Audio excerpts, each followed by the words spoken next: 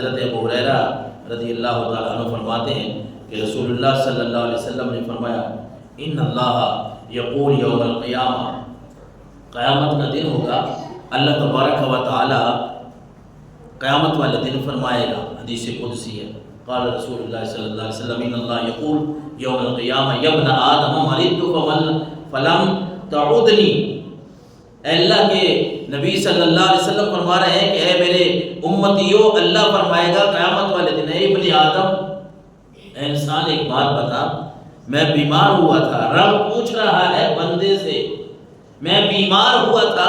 Film تعودنی، تو مجھے میرا پتہ لینے کے لیے نہیں آیا، میری عیادت کے لیے نہیں آیا۔ اللہ تبارک و تعالیٰ جس طرح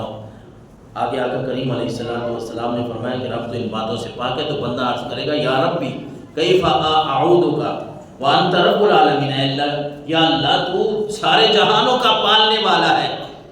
تو سارے جہانوں کا پالنے والا ہے، میں تیری کیسے عیادت کرتا؟ تو اللہ تبارک و تعالیٰ کی طرف سے جواب ملے گا اما علمت ان عبدی فلانا ماردا فلم تعودہ، اے میرے بندے وہ فلاں آدمی، فلاں بندہ، میرا بندہ وہ بیمار ہوا تھا، تو اس کی بیمار کرسی کے لیے نہیں گیا، تو اس کا پتہ لینے نہیں گیا، اور فرمایا اما علمت انک لو عدتک لوجدتنی عندہ، اگر تو میرے اس بندے کی بیمار کرسی کے لیے جاتا تو مجھے وہاں پاتا، میری رحمت وہاں ہوتی۔ رب کو اپنے بندے بڑے پسند ہیں،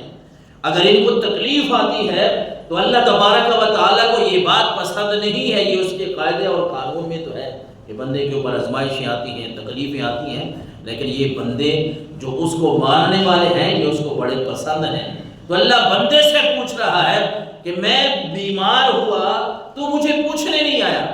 بندہ عرض کر رہا ہے یا اللہ تو سارے جہانوں کا پالنے والا ہے، تو ان چیزوں سے پاک ہے، تو اللہ فرماتا ہے میرا فلاں بندہ جو بیمار ہوا تو اس کو پوچھنے کے لیے کیوں نہیں آیا، اس کا پتہ لینے کے لیے کیوں نہیں آیا؟ اگر تو آتا تو میری رحمت کو تو وہاں پاتا۔ اور پھر آقا کریم علیہ السلام نے فرمایا رب ایسے آدمی کو بلائے گا یا ابن آدم، اس سے رب فرمائے گا یا ابن آدم استطعمتک فلم تطعمنی، اے انسان میں بھوکا تھا، رب فرما رہا ہے میں بھوکا تھا، تو نے مجھے کھانا کیوں نہیں کھلایا؟ وہی عرض کرے گا یا ربی وکیف اطعمک وانت رب العالمین، اللہ تو سارے جہانوں کا پالنے والا ہے، رزق تو دینے والا ہے، میں تجھے کیسے کھانا کھلاتا؟ تو اللہ کی طرف سے جواب ملتا ہے اما علمت انہ استطعمک عبدی فلانا فلا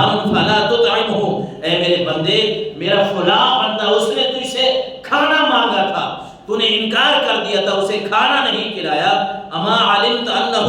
لو اطعمتہ لوجدت ذلک عندی، اگر تو اس کو کھانا کھلا دیتا تو میری رحمت کو تو اسی جگہ پہ پاتا۔ رب کو بندے بڑے پسند ہیں، بیمار ہوں پھر بھی رب بندوں کا خیال رکھتا ہے، بھوکے ہوں پھر بھی اللہ بندوں کا خیال رکھتا ہے۔ حضور نے فرمایا اللہ فرمائے گا قیامت والے دن یا ابن آدم استحقیتک فلم تسقنی، بندہ میں، اے ابن آدم، اے بندے، اے میرے انسان، مجھے یہ بتا کہ مجھے پیاس لگی تھی تو نے پانی نہیں پلایا، تو بندہ پھر وہی عرض کرے گا یا ربی کیفا اسقی کا، اے اللہ تو ان چیزوں سے پاک ہے، وانت رب العالمین، میں تجھے کیسے پانی پلاتا، تو ان چیزوں سے پاک ہے۔ تو اللہ فرمائے گا کہ تجھے پتہ نہیں ہے کہ میرا فلاں بندے نے تجھ سے پانی مانگا تھا، تو نے پانی اس کو عطا نہیں کیا، اور اگر تو اس کو پانی عطا کر دیتا تو میری رحمت وہاں پہ ہوتی، تو میری رحمت کو وہاں سے پا لیتا۔ تو یہ بندے جو ہیں یہ اللہ تبارک و تعالیٰ کو بڑے پسند ہیں، یہ انسان اللہ تبارک و تعالیٰ کو ہر حوالے سے پسند ہے۔ میں بات کر رہا تھا اس لیے کہ جہاں بھی پاکستان میں آج کل حالات ہم سب کے سامنے ہیں، جو بارشوں کی وجہ سے سیلاب، بارشوں نے جو ہمارا مالی اور جانی نقصان کیا ہے وہ بیان کرنے سے باہر ہے۔ آج کل تو موبائل کی سہولت ہے، آپ دیکھ رہے ہیں کہ پورے گھر جو ہے پوری بستیاں وہ چلی گئیں، اور پھر ان کے لیے آزمائش یہ ہے کہ گھر کے سارے افراد چلے گئے، کوئی ایک بچ گیا،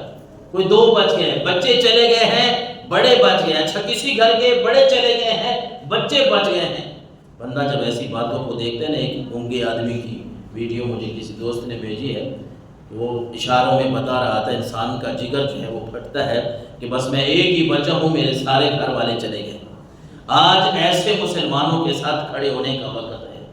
ایسے مسلمانوں کا ساتھ دینے کا وقت ہے۔ اگر ہم مالی حوالے سے کسی بھی، وہاں بہت ساری تنظیمیں کام کر رہی ہیں، اسلامی کام کر رہی ہے، اور ساتھ ساتھ جو ہے وہ حکومتی کام کر رہے ہیں، جہاں ہمارا بس چلتا ہے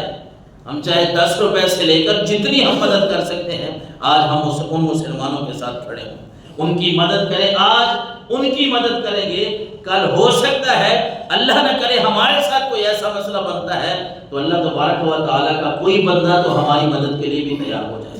قرآن کہتا ہے نا فَلَقْتَحَمَ الْعَقَبَةَ وَمَا أَدْرَاكَ مَا الْعَقَبَةُ فَكُّ رَقَبَةٍ أَوْ إِطْعَامٌ فِي يَوْمٍ ذِي مَسْغَبَةٍ يَتِيمًا ذَا مَقْرَبَةٍ أَوْ مِسْكِينًا ذَا مَتْرَبَةٍ، کہ پس وہ دشوار گھاٹی میں کیوں داخل نہ ہوا، اور تجھے کیا معلوم ہے کہ وہ گھاٹی کیا ہے؟ فَكُّ رَقَبَةٍ، گردنیں کیوں نہیں چھڑائی،